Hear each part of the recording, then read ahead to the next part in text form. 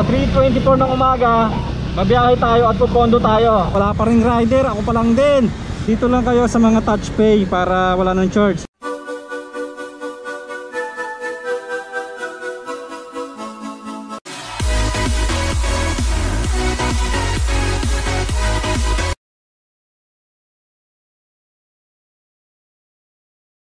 Good morning mga Kabiwan Moto! Welcome back to my channel. Kung bago kayo sa channel ko, please like, share, comment, and subscribe. Pakihit na rin po yung notification bell para updated kayo every time mag-upload ako ng video. For today's vlog is mabiyahe tayo sa Grab. So yun, nakikita ninyo, madilim pa, 3:24 ng umaga, mabiyahe tayo at pupondo tayo. So tignan natin kung makakakuha tayo. Ito, biyahe ko to, walang kasiguruduhan to. Kasi first time ko bumiyahe ng gantong oras, ling araw. So hanap tayo ng pwesto kung saan possible na mabigyan tayo ng booking. Ang purpose ng biyahe ko na to, ang purpose ng paglabas ko ng ganito kaaga is pupondo nga tayo. Dahil nga kasi bago yung account natin, mahina pa yung account natin, nahihirapan tayong makarami ng booking. Pag sa umaga, nahihirapan tayong makipagsabayan doon sa mga matatagal na malalakas yung account. So kaya gagawin ko, pupondo ko. Kung sakali man tumalin ako ng mamayang tanghali, at least meron na ako nasimulan. Sana pasukan tayo, sana hindi masayang yung effort natin. So ang gagawin lang naman natin, tatambay tayo, titignan natin kung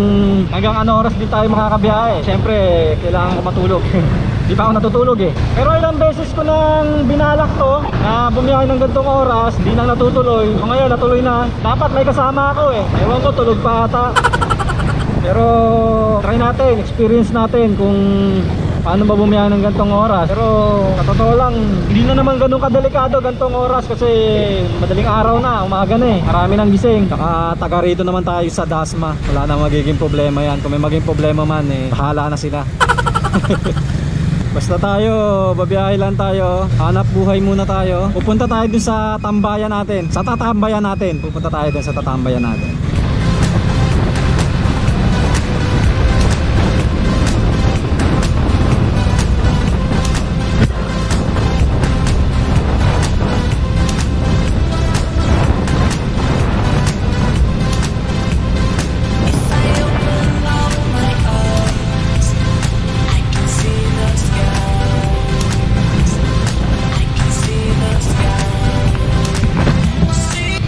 Ayan mga Kabiwan Moto, malapit na tayo dito sa tambayan natin. Ito rin ako nakatambay pagka nagpo-food panda ako. May tinanong ako na Grab rider din kung saan maganda bumiyahe ng gantong oras. So maraming salamat sa iyo pa. Dito yung sinuggest niya kung sana makakuha tayo rito.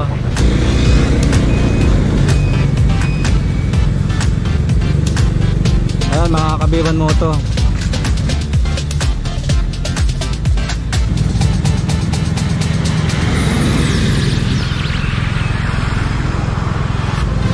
So yun mga Kabiwan Moto, dito tayo mag-aabang. So hintay tayo kung may darating na booking. So maagang maaga, alas 3 ng madaling araw. Grabe. Ngayon ko lang ginawa to for the views. For the views. Ngayon ko lang ginawa to for the views. Ayan, balikan ko kayo mga Kabiwan Moto pag nakakuha na tayo. Yun mga Kabiwan Moto, pinasukan na tayo. Yellow Cab, Pizza. Dito yan, sa likod ko lang yan, 71. So malapit lang to. Ito yung first booking natin ngayong araw na pondo natin. After 12 minutes, pinasukan tayo. So may mga kasama pa tayo ibang rider dito. So yun, punta natin. Ayan, dito yan sa Yellow Cab.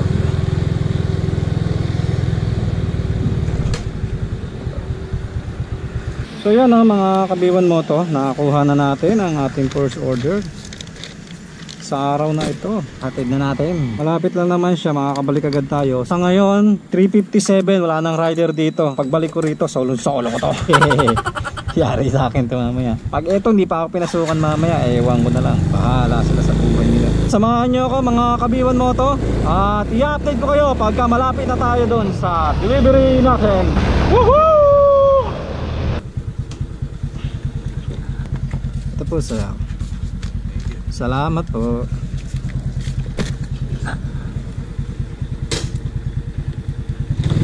Ayun mga Kabiwan Moto, at naihatid na natin. Ganong kabilis. Yun ang kagandahan talaga pag ganitong oras. Pero ngayon lang ako bumiyahe ng ganitong oras sa Grab. Pero syempre matagal na tayong rider. Alam naman natin na ganitong oras is wala talagang traffic. Ganon kabilis ang deliver natin. Kaya babalik tayo doon mga Kabiwan Moto. Walang traffic, halos solo tayo sa daan. Napakabilis, saka napakalamig.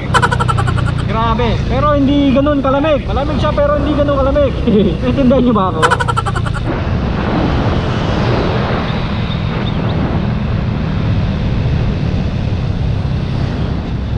So yun mga kabiwan moto, habang papunta tayo dun sa may pwestuhan natin, tinatak na agad tayo. Yun, double booking pa to. So yun mga kabiwan moto, pinasukan tayo, dalawa agad, 199. Ayos, punta muna tayo dun sa una, tapos punta tayo sa Army Navy. Isang Sinangag Express, isang Army Navy. Yun ang pupuntahan natin. Muna tayo sa Sinangag Express. So yun mga kabiwan moto, dito tayo sa Sinangag Express, 24 hours.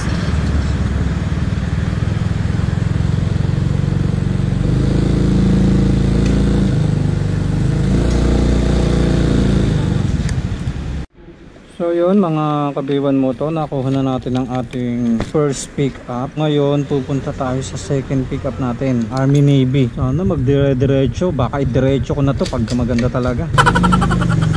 Dito ang Army Navy, kukunin na natin. Bilis no, pagka ikaw lang talaga rider, walang ibang option. Nasaan ba yung Army Navy dito? Yun pala ang Army Navy. Yan, kunin na natin mga kabiwan mo to. Siguro naman tapos na yan. Kunin natin.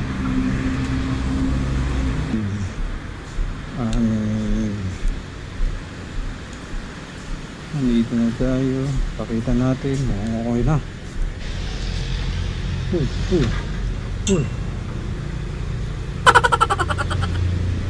Sarado, sarado. Sarado, sa mga ano na ito? Sa bila? Dito pala eh, kaya pala eh.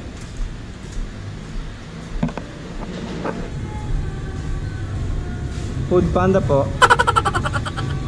Ay, Food Panda, grab pala ako. Nagtaka ka rin. Sorry. Saan ako magpipilap doon? Hindi eh. Food Panda na daw siya. Ganyan lang siya, no? Salamat. Ayan mga kabiwan mo to. Ganito lang to. So, picture natin. Ba't ako lumabas? Check. Check. Okay, collected. Yes. Yun no, mga kabiwan mo. Akala ko Food Panda. Grab pala. Naantok na kasi ako eh. Ito may mistrap. So yan, tutulog. So natawa rin ako, no? Natawa rin siya. Nagtaka kasi ate, bakit daw Food Panda? Kaya palang tahimik siya. Buti nakita ko agad, green na suot ko. So yun mga kabiwan mo to, i-secured lang natin to. Ayaw mo secured mga kabiwan mo to. Pupuntahan natin tong isa. Yun muna tayo sa ating first drop. Okay, so dito tayo dadaan, babalik tayo. Mga kabiwan mo to, medyo malayo-layo to. Balikan ko kayo pagka na-deliver ko na. Pag nandoon na ako.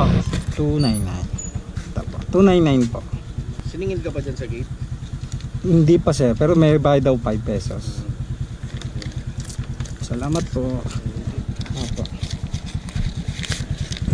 Yun mga kabiwan mo to, na-deliver na natin yung unang drop off natin dito sa double run natin, double booking natin. So, ngayon papunta tayo din sa pangalawang drop off natin. Ito kasi medyo malayo-layo to. Sana pasukan tayo dun malapit para hindi sayang yung balik natin, kasi kung babalik tayo dun sa ano, medyo malayo na, sayang yung takbo. Pero maaga pa naman, wala namang problema kung babalik din tayo. Abasa. Ay, isa pa.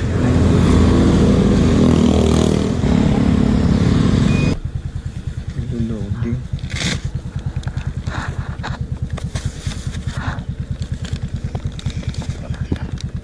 Tapos kulang sure kung masisingilin ako sa inyo sir. Ay, pala sorry. Thank you po. Okay,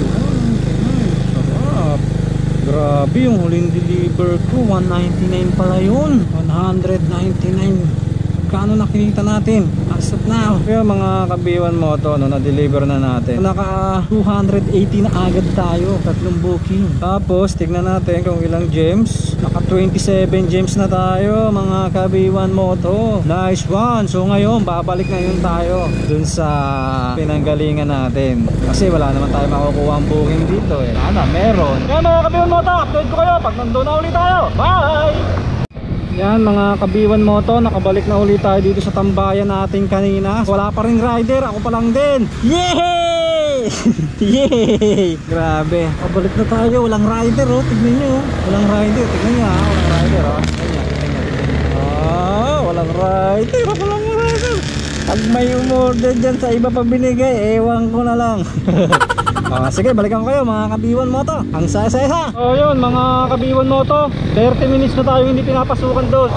So lipat muna tayo. So yan mga kabiwan moto, yun nga, kagandahan dun sa pondo ka sa umaga, ikaw lang yung rider, walang traffic. Kaya pag may pumasok na booking o mga orders, so mataas yung chance na sa iyo ibibigay. Ang huling order kasi natin is alas 4 pa, 5:40 na, hindi pa rin tayo pinapasukan. Pero yung pinasukan tayo ng alas 4, ko pa sinama dun yung pag-deliver dun sa dalawa kanina. Kala inabot din ng mga 30 minutes yung deliver ko. Kabalik ako dun sa Antlers, nasa alas 5 na. 30 minutes tayo tumambay dun, di tayo pinasukan. Pahiyang-hiyang muna tayo, ikot-ikot muna tayo. Yung mga merchant din naman dito, pag pinasukan tayo, edi okay.